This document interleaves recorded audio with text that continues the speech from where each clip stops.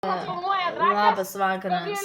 Sugalvojau pažiūrėti, kaip mušasi Gabrielius. Kaip matau, Gabrielius jau guli ant žemės, dar net neprasidėjęs nei muštynėm. Oi, kai daužusi. Baisu žiūrėti, kam tas fulkepas, juk išteps, blėt, negaila o jas nuskrido jau. Nesuprantu jokio gališčio. Ką šis skanduoja snukį teisingai, reikia snukį pisti dantis išdaužyti. O, koksai švirkštynės, net nesimato nieko darai. Kramis ištemptos. Kas tas Elijus? Kuris čia? O, Dovydas, Gabrielius čia visi daužosi. Kiti filmuoja, kai pasiliukai aplinkui vaikšto. Nu, gal ir nieko, kai visi pizdukai mušusi. Faina pažiūrėti, trusikiukai gražus mėlyni matosi. Gerai, kad neprišikti.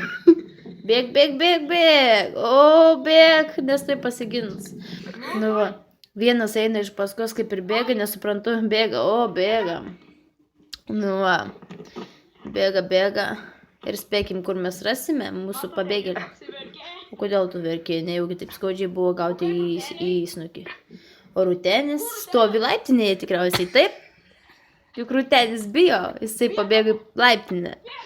Nu, pažiūrėkim, ar tikrai tai bus, nejaugi.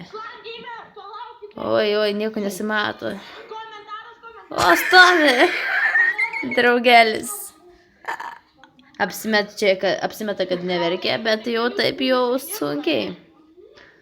Nieko, dar komentuoja, tai kaip mušusi. Nieko, tai visai muštynės buvo. Tiksliau, čia ne muštynės, o gaidžiukų pasivaikščymas. Koks sustumtas atrodo. Baisu.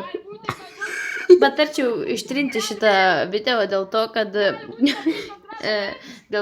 žinot, kodėl taip sakau, dėl to, kad atrodyt biški per daug maži. Tai va dėl.